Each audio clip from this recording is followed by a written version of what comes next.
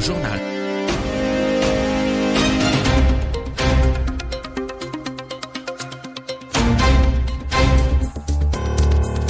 Bonsoir. Au sommaire de ce journal de 19h, les audiences des affaires à caractère terroriste programmées pour ce mois se tiendront à distance. 8 accords de coopération signés aujourd'hui au Caire. Pluie et grêle ont causé des dégâts au secteur agricole et à l'arboriculture hier. Les bombardements se poursuivent à un rythme effréné dans Gaza et ses alentours.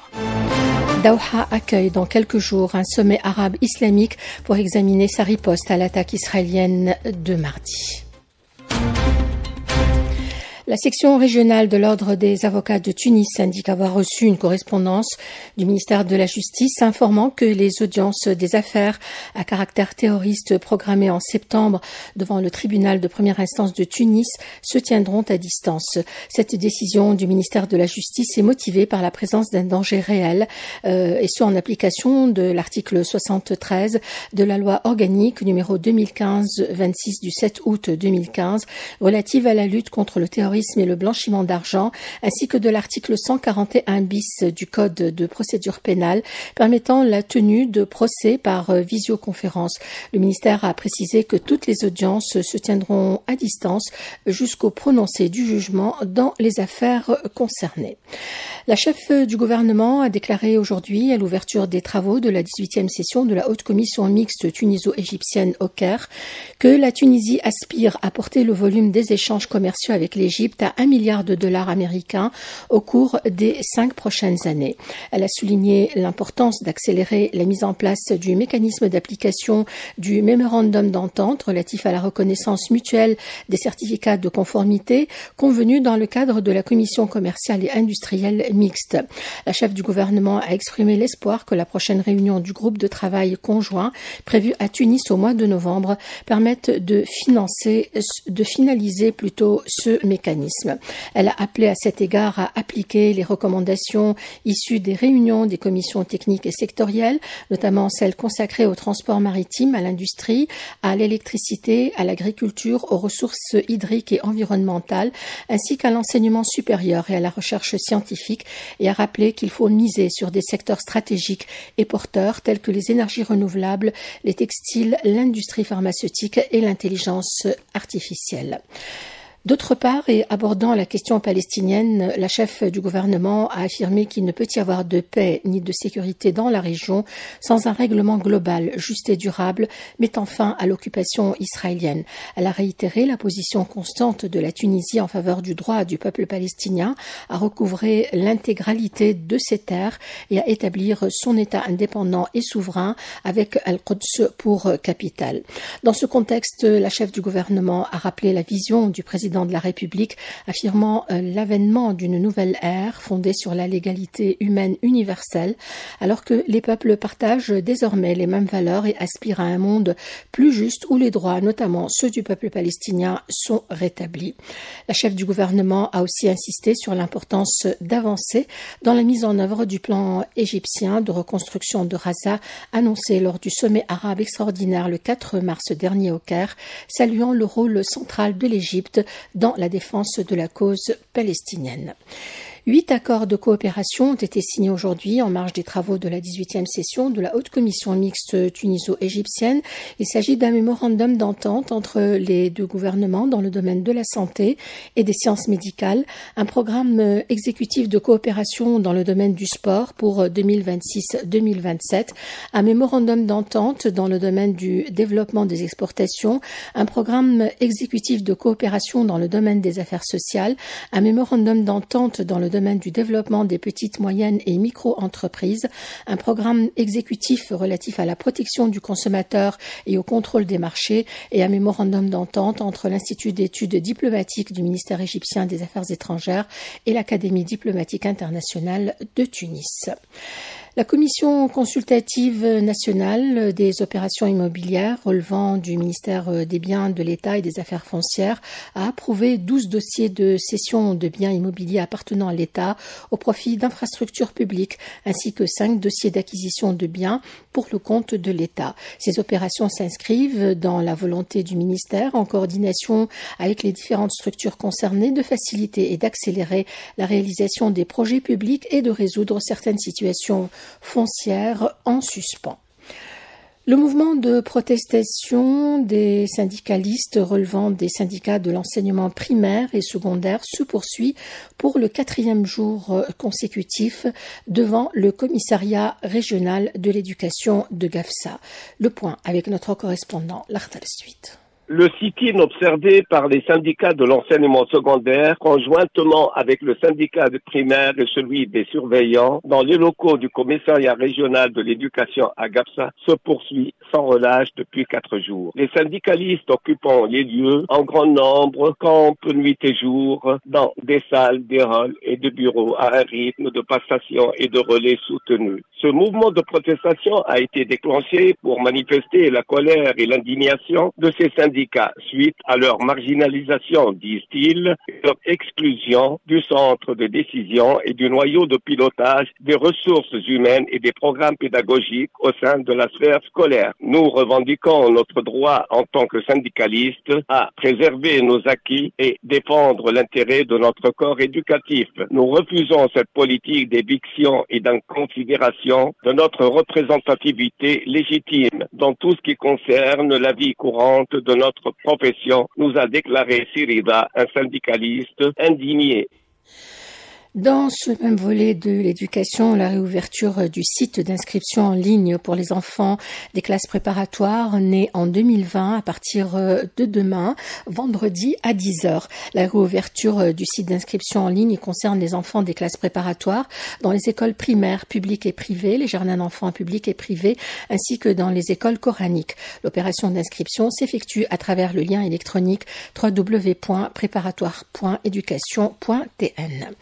Les agriculteurs ont été pris de sueur froide hier soir dans la région du Kef. Des chutes de grêle parfois intenses ont touché plusieurs délégations. Les grêlons de taille relativement grande ont causé des dégâts au secteur agricole et à l'arboriculture. Le câble de notre correspondant sur place, Jamel Tibi. Des chutes de grêle d'une rare intensité et de gros calibre ont sévèrement affecté hier en fin de journée le sud du gouvernorat du Kef, provoquant d'importants dégâts au secteur agricole. Selon le président de l'Union régionale de l'agriculture et de la pêche du Kef, les grêlons ont touché les 4 délégations du sud du gouvernorat, en l'occurrence Qalaksnen, Qalakhes, Pejlis et le Gsour, et ont détruit au passage le maraîchage de saison, mais aussi le secteur arboricole, notamment les oliviers actuellement en pleine maturité.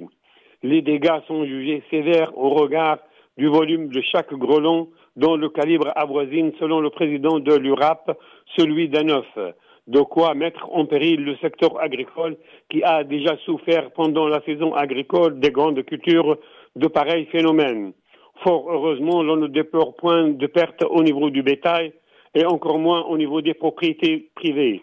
D'autant plus que les orages ont été aussi accompagnés de chutes de pluie intenses par endroits qui ont généreusement arrosé les terres en friche. La Tunisie s'apprête à accueillir le plus grand événement africain consacré à l'intelligence artificielle. Le congrès se tiendra au mois de novembre à la Cité de l'Innovation à Sousse. Une conférence de presse a été organisée ce matin au Palais des Expositions du CRAM pour présenter les grandes lignes de ce rendez-vous international qui rassemblera plus de 6000 participants et 134 experts venus du monde entier. Anas Rojdi, directeur innovation à Innovation City, au micro de Zainab Fers.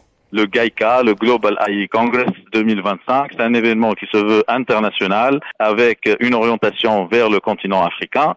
Cet événement sur l'intelligence artificielle est une première internationale en Tunisie avec plusieurs side events. Du 17 au 19 novembre 2025, il y a une conférence principale Il y a une exposition, il y a des workshops et des conférences secondaires sur les technologies liées à l'intelligence artificielle. Il y a aussi un startup pitch pour les startups, un ensemble de side events avec la présence de grands noms et de grandes entreprises internationales comme Nvidia et Meta. On va avoir à la fois une conférence technique, technologique, mais aussi une conférence ministérielle, stratégique par rapport au continent africain. Donc des discussions très profondes sur l'usage de la technologie de l'intelligence artificielle, le positionnement de l'Afrique par rapport aux pôles mondiaux de développement de cette technologie qui sont les États-Unis, la Chine, l'Europe, etc. Donc on parlera de plusieurs thématiques, la santé, l'industrie, l'éducation, le travail, etc. Le comité de pilotage multisectoriel a finalisé la stratégie nationale de sécurité routière qui vise à rendre le réseau routier plus sûr pour tous, indique l'Observatoire national de la sécurité routière. La stratégie repose sur des interventions transversales touchant plusieurs secteurs clés. Elle couvre notamment le volet législatif et réglementaire avec une révision des textes afin de renforcer la dissuasion et la sécurité, ainsi que la formation et le perfectionnement de l'ensemble des intervenants du secteur des transports au sein des ministères et des organismes spécialisés. Le plan prévoit aussi un effort d'investissement dans les infrastructures et les véhicules à travers l'amélioration de l'état des routes et la mise en conformité des véhicules. Actualité dans le monde, le Premier ministre du Qatar a affirmé que Netanyahou devait être traduit devant la justice après l'attaque israélienne contre des chefs du Hamas à Doha mardi, estimant que celle-ci a tué tout espoir de libérer les prisonniers à Gaza et a compromis sa médiation. Doha, d'ailleurs, accueille les 14 et 15 courants, un sommet arabe islamique d'urgence pour examiner la riposte à l'attaque contre le Qatar. Une source diplomatique indique que les prévisions annoncent une large participation, soulignant qu'une réponse unifiée sera formulée face à l'agression sioniste contre le Qatar. 4 Palestiniens sont tombés en martyrs, plusieurs autres ont été blessés cet après-midi lorsque des avions d'occupation ont bombardé un groupe de citoyens au nord de Khan Younes, dans le sud de Gaza. L'aviation israélienne a aussi détruit 8 maisons palestiniennes à l'ouest de Gaza. Des sources médicales dans les hôpitaux de la bande de Gaza ont confirmé que le nombre de martyrs au cours des dernières heures a atteint 36. Le Parlement européen a adopté une résolution sur la situation humanitaire catastrophique dans la bande de Gaza. La résolution appelle l'entité sioniste à ouvrir pleinement et en toute sécurité tous les points de passage pour l'aide et à assurer la protection des civils ainsi que du personnel médical et humanitaire. Dans son texte, le Parlement note que Gaza est au bord de la rupture et que l'Union européenne doit jouer un rôle majeur. Prévision météo, nuages passagers sur les différentes régions du pays durant cette nuit. Selon les prévisions de l'Institut national de la météorologie, le vent soufflera de secteur nord relativement fort près des côtes et sur le sud. Les valeurs seront comprises cette nuit entre 20 et 25 degrés sur le nord et le centre, atteignant le seuil des 18 degrés sur les hauteurs ouest et entre 26 et 29 degrés ailleurs. Point final à ce journal, il est 19h14. Je vous rappelle brièvement quelques titres. Les audiences des affaires à caractère terroriste programmées pour ce mois se tiendront à distance. 8 accords de coopération ont été signés aujourd'hui en marge des travaux de la 18e session de la Haute Commission mixte tuniso-égyptienne. Pluie et grêle ont causé hier des dégâts au secteur agricole et à l'arboriculture au CAF. Les bombardements se poursuivent à un rythme effréné dans Gaza et ses alentours. Et puis Doha accueille dans quelques jours un sommet arabe islamique pour examiner sa riposte à l'attaque israélienne de mardi. Merci de l'écoute, merci à l'ingénieur son ce soir, Faisal Ahleli. Nos émissions se poursuivent avec la langue de Goethe et Monsef Labir. L'info, quant à elle, revient à 20h.